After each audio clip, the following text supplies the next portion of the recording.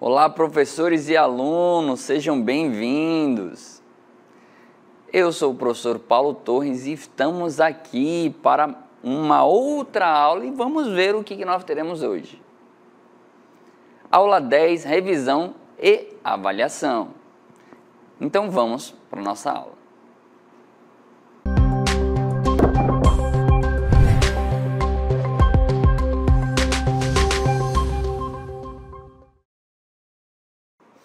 E agora, na revisão, nós vamos revisar, dê uma olhada aí. Então, na entalpia, quando a gente fala de calor, a gente está falando da quantidade de energia que se encontra nas substâncias que pode ser alterada mediante as reações químicas. Então é importante lembrar que isso aqui é calor, tá? Isso aqui é calor. Então quando a gente fala de energia, a gente sempre vai estar remetendo a calor, tá? Só que eu preciso saber como é que esse calor é calculado, né? Então esse calor, ele é calculado através de uma formulazinha que vai representar um negócio chamado de variação de entalpia. Essa variação, sempre que você ouvir esta palavra variação, ela vai estar sempre remetendo ao final menos o início. Em uma reação química, nós temos reagente e produto. Na reação química, o final é o produto, o início é o reagente. Então, preste atenção que a fórmula expressa exatamente isso, onde o ΔH é a variação, o HP é a entalpia do produto, o HR é a entalpia do reagente. E aí note que se esse resultado que nós temos aqui, né, esse ΔH, ele tiver um valor, como você pode ver aqui, menor do que zero, ele vai ser chamado de um processo exotérmico, ou seja, ele vai liberar o calor. Então ele vai liberar para o ambiente. Quando a gente fala, por exemplo, de alguma coisa que está muito quente, você aproxima a mão, ele está liberando ali o calor. Pode ser uma vela, por exemplo. Já se o ΔH é maior que zero, ou seja, na exotérmica ele é negativo, na endotérmica ele é positivo. Então aqui vai absorver. Tá? Então é importante você diferenciar esses dois. Mas, professor, como é que eu vou aplicar isso numa fórmula, né? Você acabou de falar que é uma fórmula, mas a equação, como é que vai ficar isso? Dê uma olhada aqui nesse exemplo. Nós temos aqui o exemplo de uma equação química, onde aqui é o produto e aqui é o reagente, tá? Então o que a gente vai ter aqui? Com o ΔH nós temos entalpia do produto e entalpia do reagente. No produto nós temos esse cara aqui, 6 vezes dele. Neste cara aqui nós temos 6 vezes dele também. Então nós vamos pegar os produtos. Aqui no caso eu poderia pegar 6 vezes CO2 mais 6 vezes H2O. E somar os dois. É exatamente o que você está vendo aqui, ó. Então, mas professor, o que é esse H? Esse H representa a entalpia, o calor, né, do composto CO2. Da mesma forma, o reagente, eu tenho aqui dois compostos, porém, substâncias simples, ou seja, com apenas um elemento, a entalpia vai ser igual a zero, tá? Neste caso aqui, a entalpia é igual a zero. Então, aqui é zero. Mas esse aqui a gente vai representar, ó. Esse menos da onde que veio? Da fórmula. Então é importante você entender como montar toda essa estrutura, porque a questão ela vai te dar algumas informações. Como você está vendo aí, a seguir nós temos uma entalpia de formação. Essa entalpia de formação, dê uma olhada. Nós temos aí substâncias que já estão com os valores tabelados. Então, essas substâncias com valores tabelados, o que acontece? Você não precisa se preocupar, tá, com onde eu vou encontrar esses valores, né? Onde eu vou encontrar esses valores? Será que a questão vai me dar, eu vou precisar calcular? A questão sempre vai te dar esses valores. Então, note que o oxigênio que você viu no exemplo anterior, a entalpia eu falei para você que é igual a zero. Se a entalpia é igual a zero, ele não vai aparecer na tabela, tá? Então, dê uma olhada aí na tabela de novo. Os valores vão ser tabelados, então não precisa se preocupar com isso em relação à entalpia de formação, tá? Beleza. Ah, então, professor, os valores já vão estar tabelados, né? Exatamente. Então, o que você está apresentando aqui sobre entalpia de combustão é só a reação. Exatamente.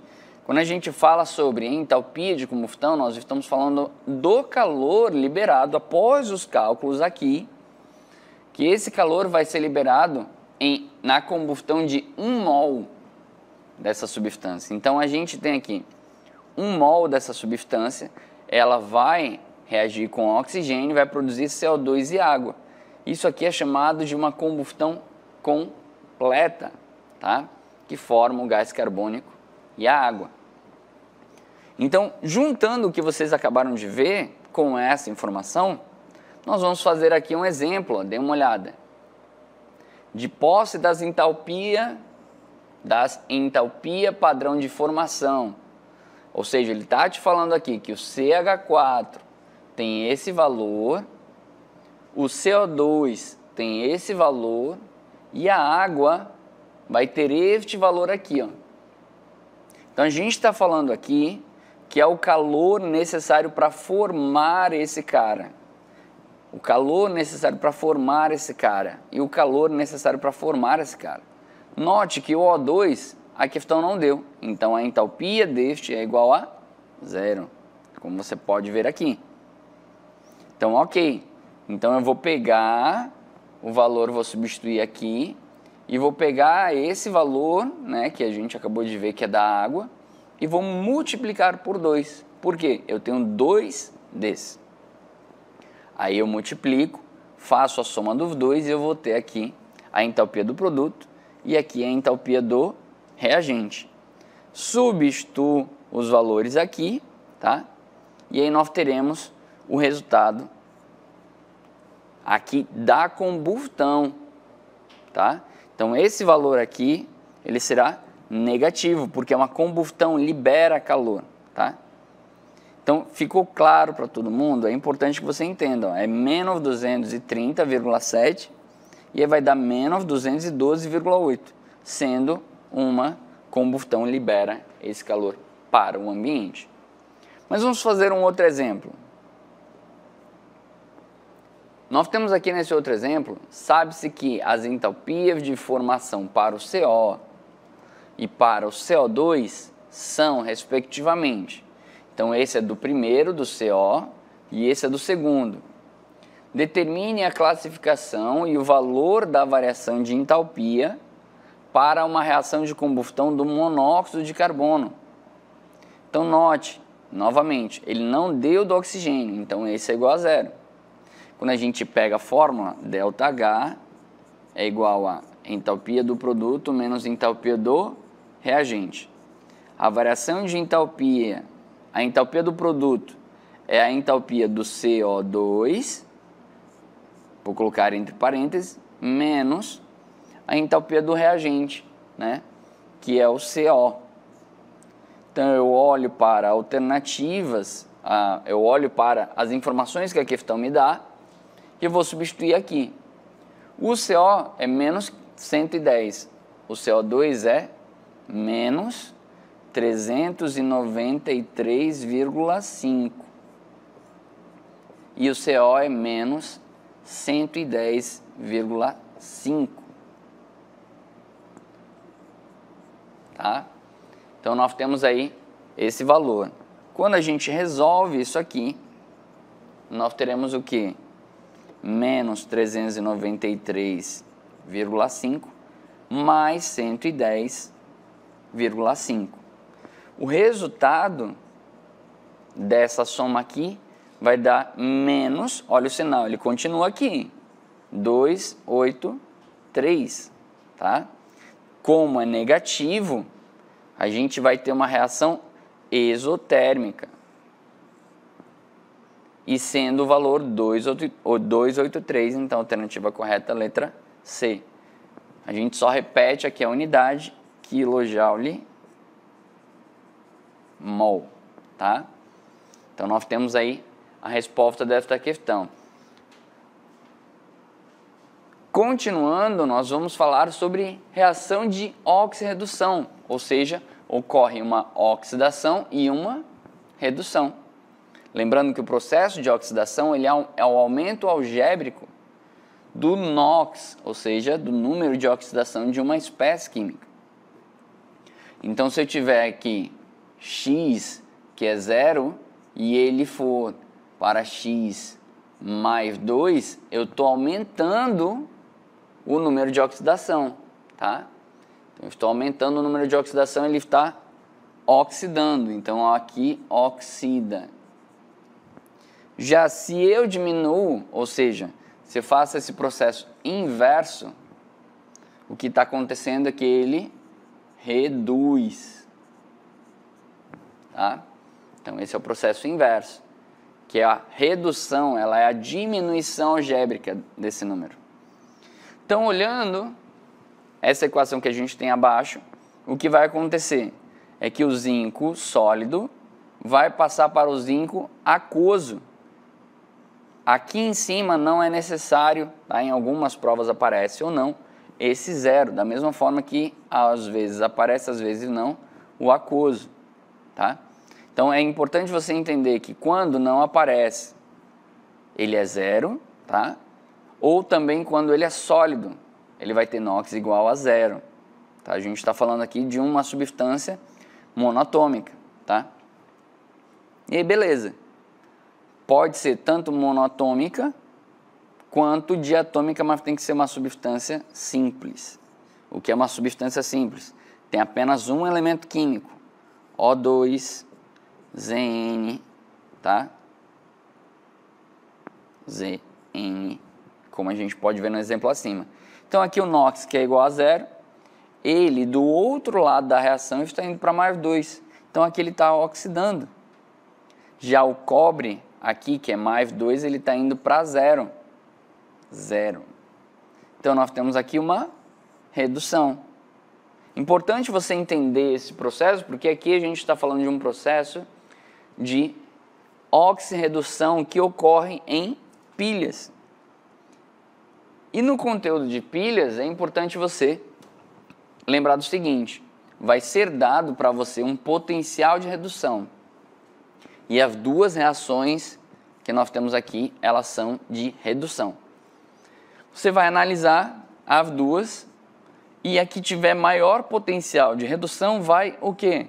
Reduzir. Então você repete ela. Mas a com menor, então a maior você continua e a menor você vai inverter essa equação.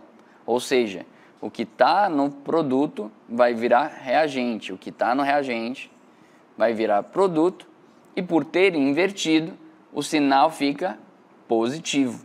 E aí é só você somar as duas equações, você vai ter a voltagem da pilha e você vai ter a equação global, ou seja, o que tem antes da seta corta com o que tem depois da seta.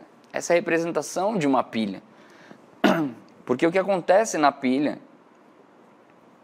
é exatamente isso aqui que a gente está vendo nesse frasco. Então a gente tem uma placa onde a gente tem aquele cobre sólido e o zinco sólido, mas nós também temos o cobre aquoso, que está bem aqui, ó, onde ele está sendo representado aqui, e nós temos o zinco também, que o zinco é aquoso, que está sendo representado aqui, ó. Aí o processo que vai ocorrer aqui, como vocês viram anteriormente, o zinco sólido vai virar zinco aquoso. Então ele vai sair da placa e a placa vai diminuir gradativamente. Quando acontece isso, o que ele vai fazer? Ele vai liberar 2 elétrons. Esses 2 elétrons vão subir aqui e vão passar até o cobre. Esse processo é chamado de oxidação. Então, onde ocorre a oxidação é no ânodo. E como aqui é a liberação de elétrons, aqui é o polo negativo, tá? Ok. Quando o elétron passa para o cobre vai receber este elétron do cobre aquoso, vai virar cobre sólido. Então, nós teremos aqui um aumento na placa, onde esse cobre vai vir para cá, ó, tá? Então, aumenta a placa. Então, recebeu os elétrons, ocorreu uma redução e ele é chamado de cátodo. É importante você entender isso direitinho, todo esse processo que acontece na pilha. E como eu estou tirando positivo aqui da solução, na ponte salina, que tem um sal, vai descer cargas positivas. Positivas aqui. Já na parte, né, que está enchendo de positivo, eu preciso de cargas negativas para estabilizar. Então aqui vai descer cargas negativas. Dessa forma, vamos fazer um exercício aqui. Nesse exercício nós temos, em uma aula de química, o professor propôs aos alunos a construção de uma pilha, seguindo a construção da pilha de Daniel. Porém, foram fornecidos metais listados na tabela e suas soluções iônicas com concentração de 1 mol por litro. Então, nós temos aqui os 2 metais, que é a prata e o estanho, a reação química de redução e as voltagens de cada um. Show! E aí ele dá esse sistema, o mesmo que a gente viu anteriormente. Então, ele está mostrando aqui a pilha direitinho, funcionando. E ele pergunta, no experimento realizado, o potencial da pilha construída, beleza, para eu calcular o potencial eu tenho que voltar na tabela. O maior potencial é esse aqui. Se esse é o maior potencial, ele continua reduzindo. Já o outro, que é o menor potencial, ele vai inverter. Então vai ficar SN sólido produzindo SN aquoso, 2 mais e mais 2 elétrons, tá? Então nós teremos isso aí, beleza. Já o sinal, o que acontece? Ele vai mudar, ele vai ficar positivo, 0,14 volts, né? E aí, agora só ao somar esses dois, nós teremos o 0,94 positivo. Ah, professor, pode ser negativo? Não, só pode ser positivo. Pode ser negativo? Não, só pode ser positivo, tá? Então sempre o valor vai ser positivo. Então nesse caso nós já temos a voltagem. Então eu cancelo esta, cancelo esta, cancelo esta.